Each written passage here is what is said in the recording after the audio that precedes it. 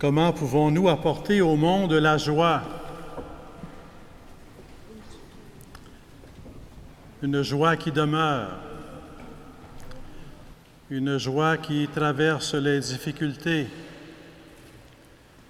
une joie qui traverse la souffrance, une joie qui traverse les inquiétudes devant l'avenir. Comment apporter au monde la joie?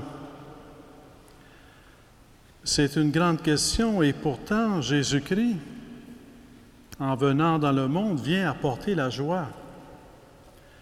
Et annoncer Jésus-Christ, ça veut dire aussi annoncer la joie. Quand on regarde l'épisode de la visitation, on voit Marie qui va visiter Élisabeth. Mais l'événement est plus riche et plus complexe. C'est Marie qui vient de concevoir en elle, sous l'opération de l'Esprit Saint, Jésus.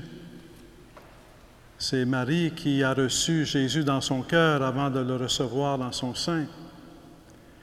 C'est Marie qui est habitée par Jésus, qui va à la rencontre d'Élisabeth. Et en allant à la rencontre d'Élisabeth, elle va à la rencontre non seulement d'Élisabeth, mais c'est Jésus qui va à la rencontre d'Élisabeth.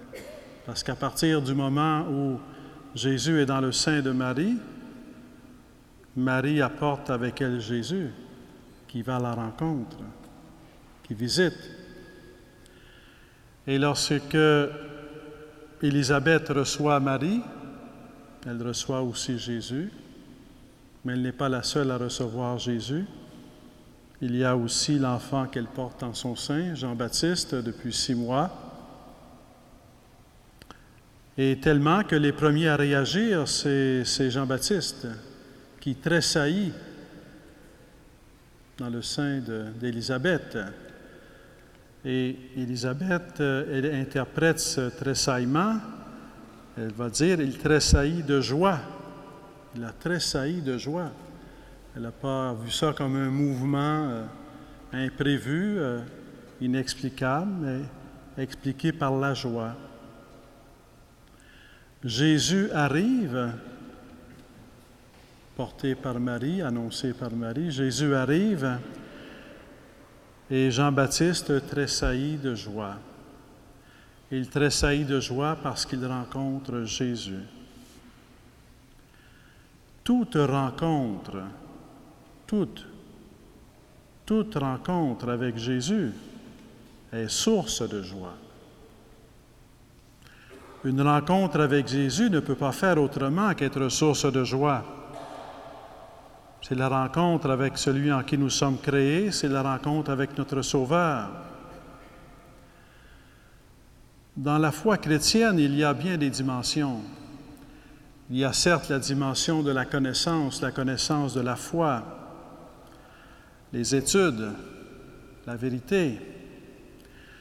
Il y a aussi la vie de la foi, l'imitation de Jésus-Christ, être disciple de Jésus-Christ, la marche à la suite de Jésus-Christ. Dans la foi, il y a la connaissance de la foi et il y a la vie de la foi. Mais la connaissance est toujours limitée. C'est la connaissance d'un être humain qui ne peut pas tout connaître.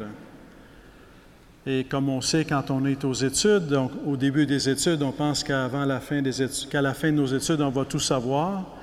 Puis quand on a fini nos études, on s'aperçoit qu'on ne sait pas grand-chose. Et semble-t-il que certains disent, en tout cas, que la chose la plus importante à apprendre dans la vie, c'est qu'on ne sait pas grand-chose. La vie de la foi, c'est très beau et c'est très important, mais qui peut dire qu'il imite Jésus-Christ à la perfection? Qui peut dire qu'il est une marche à la suite de Jésus-Christ et à la perfection? On est dépassé. C'est plus grand que nous. Nous sommes bien petits dans notre marche à la suite de Jésus-Christ. Alors, comment parler de joie si on est dans un domaine de connaissance où on est toujours dépassé, dans un domaine de vie où on est toujours dépassé? où va se trouver la joie? La joie, elle est dans la rencontre avec Jésus lui-même. Et c'est pour ça que la vie de la foi ne peut pas seulement être une éthique, comme la connaissance de la foi ne peut pas seulement être la connaissance de principes ou de vérités. La vie de la foi est centrée sur la rencontre personnelle avec Jésus-Christ, là où est la joie. Parce que dans la rencontre personnelle avec Jésus-Christ, il n'y a rien qui puisse arriver dans notre vie qui soit si fort ou si terrifiant que Jésus-Christ ne puisse communiquer sa joie. Qu'il s'agisse de l'inconnu devant l'avenir, qu'il s'agisse de la faiblesse, de la maladie. Jésus-Christ a le pouvoir de donner sa joie. Une joie éternelle, une joie qu'il veut nous donner en partage, une joie qu'il veut nous communiquer, une joie qu'il nous invite à accueillir dans notre vie, dans notre cœur, dans notre âme, dans notre esprit. Il a véritablement le pouvoir de donner sa joie. Mais comment, comme chrétiens, allons-nous pouvoir donner la joie au monde? Ça va être exigeant. Ça va vouloir dire pour nous, comme chrétiens, on ne peut limiter la vie de la foi à une question de connaissance ou à une question éthique. Au centre, c'est la rencontre vivante avec Jésus-Christ.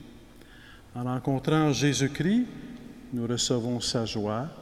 En annonçant Jésus-Christ, nous annonçons sa joie parce que nous annonçons la rencontre avec le Christ. Depuis 2000 ans, des hommes et des femmes se sont mis à la suite de Jésus-Christ pour annoncer Jésus-Christ de différentes façons, de multiples façons, on ne peut pas toutes les nommer ici. On a voulu honorer ce soir quelques illustrations qui sont comme des pages d'Évangile vécu, des chemins pour apporter la joie, apporter aussi la connaissance, apporter aussi l'éthique, apporter aussi la marche à la suite de Jésus-Christ, mais apporter la rencontre avec Jésus-Christ. Nous honorons particulièrement Sœur Madeleine Saint-Michel qui a consacré sa vie comme digne hospitalière, religieuse hospitalière de Saint-Joseph, qui le fait depuis quelques siècles. Elle a consacré sa vie à apporter le réconfort et la joie aux malades, en leur apportant sa présence et à travers sa présence, en leur apportant Jésus-Christ.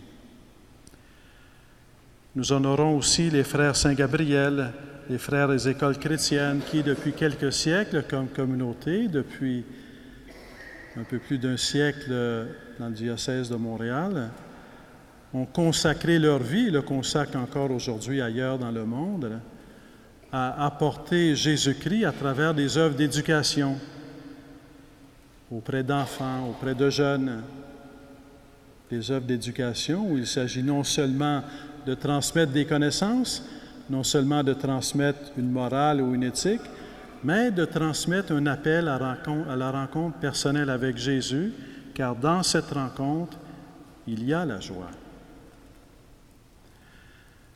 We also have with us Loyola High School, who for more than 100 years has been working in the Diocese of Montreal to bring to youngsters education, knowledge, ethics, values, and at the center, a meeting, an encounter with Jesus Christ, who is joy. Jesus Christ, being eternal joy, coming into the world, brings with him the joy of God, his joy as the Son of the Father. And he has the power to communicate to us his joy. So that whatever happens in our lives, when we meet Jesus Christ in prayer, we'll receive the joy of Jesus Christ. The joys in the world have their place. They're part of what it is to be human. But they have also their limits. A strong joy, a powerful joy, is the joy that will last through anything that happens in life. And the only joy that is so humble and strong to touch our heart, whatever happens in our lives, is the joy of Jesus Christ. In that sense, education is also and mostly at the center. Education to meet Jesus Christ, education to encounter Jesus Christ, education to know the joy that Jesus Christ has the power to bring us. Lorsque Marie apporte Jésus à Élisabeth et à Jean-Baptiste, elle a le symbole de l'Église, l'archétype de l'Église. L'Église est habitée par Jésus-Christ.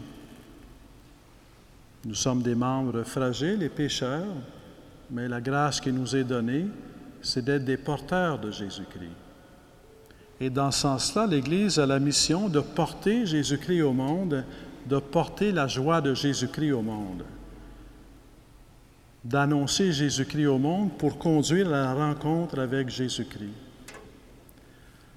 C'est une mission qui, dans un certain sens, est impossible par nos seules forces humaines. Mais Marie elle-même, comment cela se fera-t-il, dit-elle à l'ange?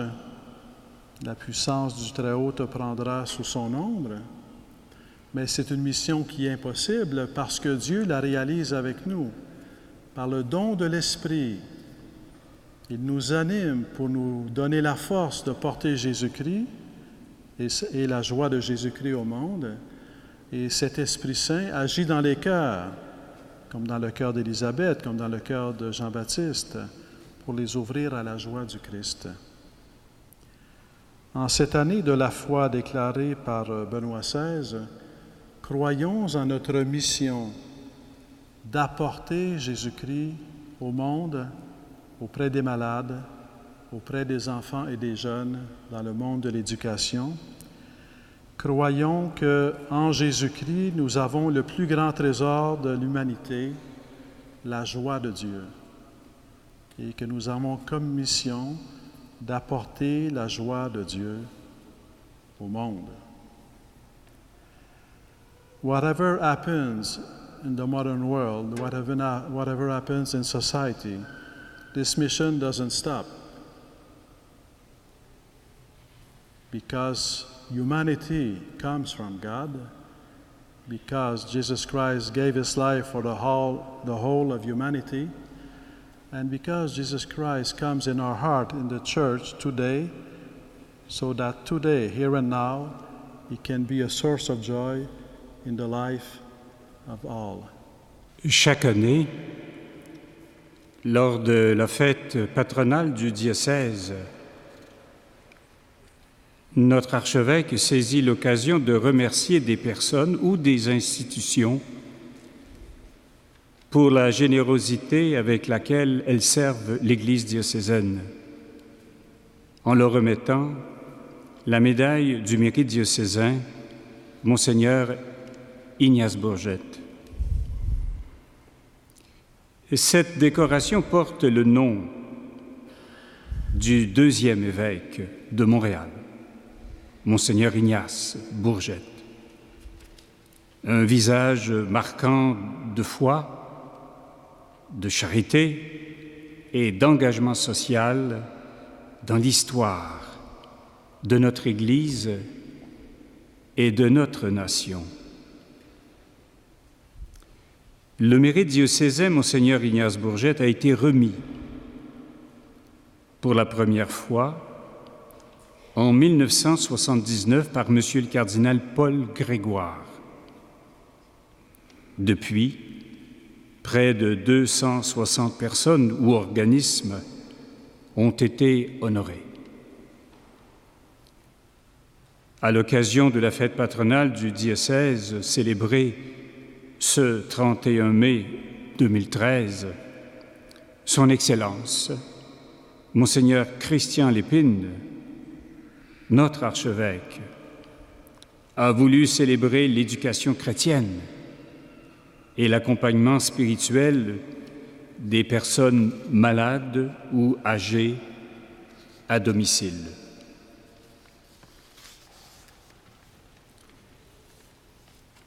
Sœur Madeleine Saint-Michel.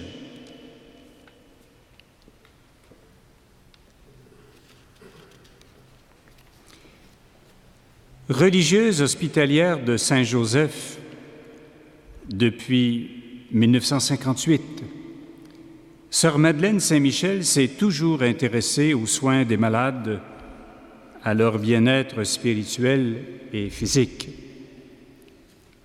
Entrée au service de l'Église de Montréal après une carrière bien remplie, Sœur Madeleine est plus que jamais préoccupée par la solitude spirituelle des malades. Et elle consacre tous ses efforts à mettre sur pied le service d'accompagnement spirituel des personnes malades ou âgées à domicile, le SASMAD. Bel exemple de collaboration d'organismes de vie consacrés avec l'Église diocésaine. L'œuvre reçoit le soutien financier de la Fondation Jeanne Mance. Depuis 2002, des milliers de personnes reçoivent ainsi réconfort et soutien spirituel grâce à une équipe compétente et à des centaines de bénévoles. Le Carrefour Humanisation Santé a reconnu la spécificité du SASMAD en remettant un prix à sa fondatrice en 2007. Monseigneur Christian Lépine tient à exprimer sa reconnaissance à cette femme d'Église en lui remettant la médaille du mérite diocésain, Monseigneur Ignace Bourgette.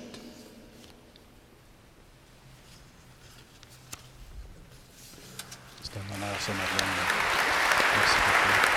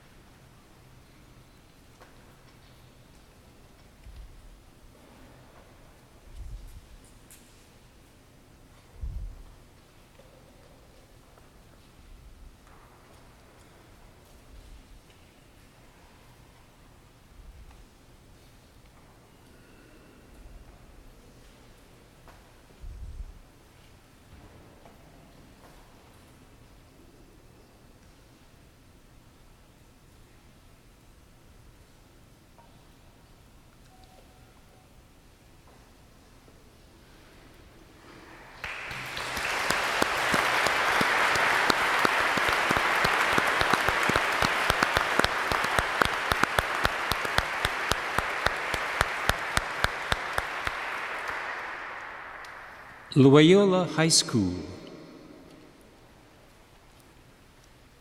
Loyola High School has a rich history of serving Montreal's English Catholic community over the last 100 years. First established in 1896 by the Society of Jesus, it was responsible for the English section of Le Collège Sainte-Marie. Loyola's mission states, Loyola is a Jesuit Catholic school that challenges its young men to become intellectually competent, open to growth, religious, loving, and committed to doing justice. Loyola High School offers an intensive program which prepares these graduates to be the change. There also exists an active Christian service program where each student is asked to participate in the area of social justice. This program has become so popular that even Loyola's alumni continue with their involvement in reaching out to the poor and marginalized. Moreover, in its current efforts to preserve its Catholic identity, Loyola High School stands out as an example of integrity in defense of its confessional character. In short, Loyola has been in the forefront of Catholic education, offering true Christian values, continued formation for young men, and service to Catholic families of Greater Montreal.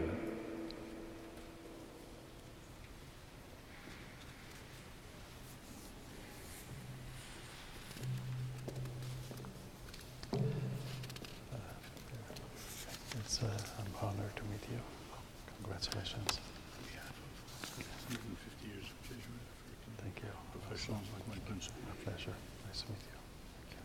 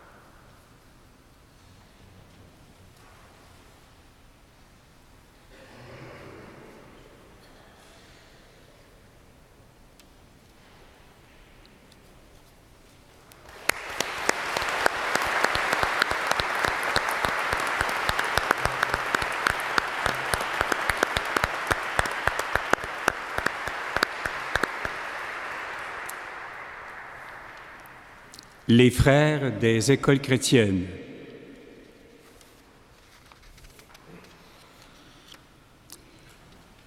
Institut de vie consacré, voué à l'éducation humaine et chrétienne des jeunes, spécialement des pauvres, l'Institut des frères des écoles chrétiennes a été fondé en France par Saint Jean-Baptiste de La Salle vers 1680.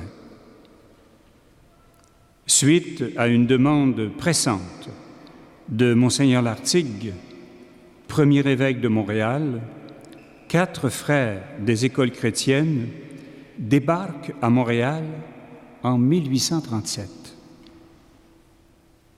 Suivant les traces de leurs fondateurs, préoccupés par la démocratisation de l'enseignement, les frères s'occupent des classes primaires pour les garçons. Au XXe siècle, ils se retrouvent également au niveau secondaire et universitaire. Certains frères sont particulièrement connus. Parmi ceux-ci, pensons au frère Marie-Victorin, fondateur du Jardin botanique de Montréal. Très impliqué dans plusieurs œuvres scolaires, sociales et pastorales, l'Institut nourrit de nombreux projets d'avenir.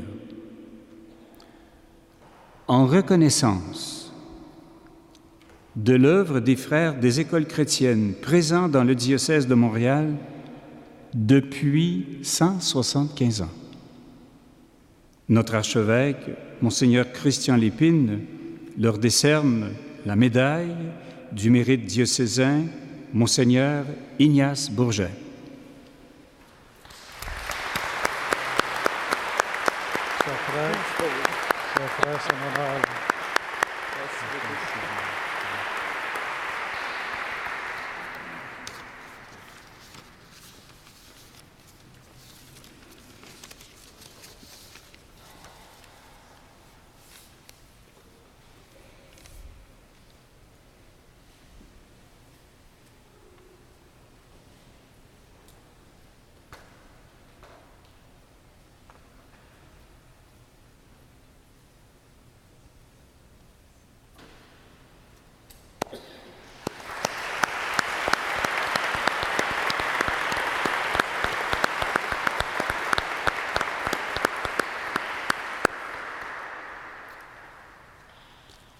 Les frères de Saint Gabriel.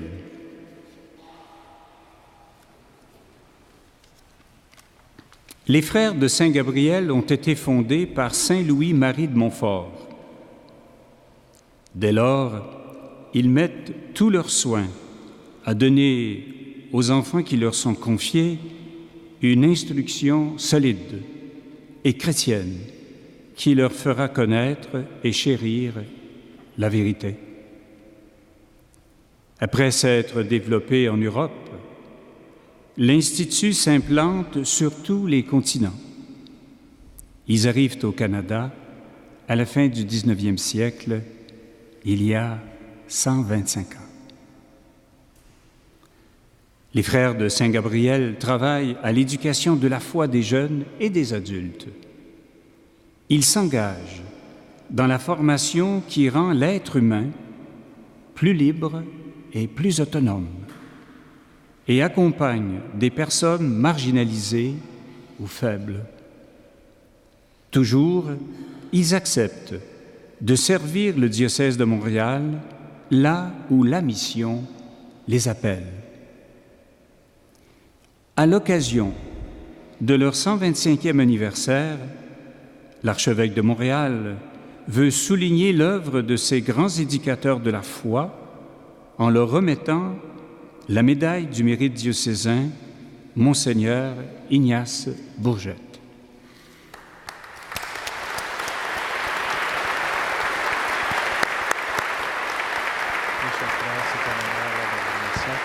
J'apprécie beaucoup que tu as accepté tant pensant à tous les frères qui m'ont précédé, les centaines de frères Absolument. qui m'ont précédé. Que Dieu connaît. Merci beaucoup, monsieur.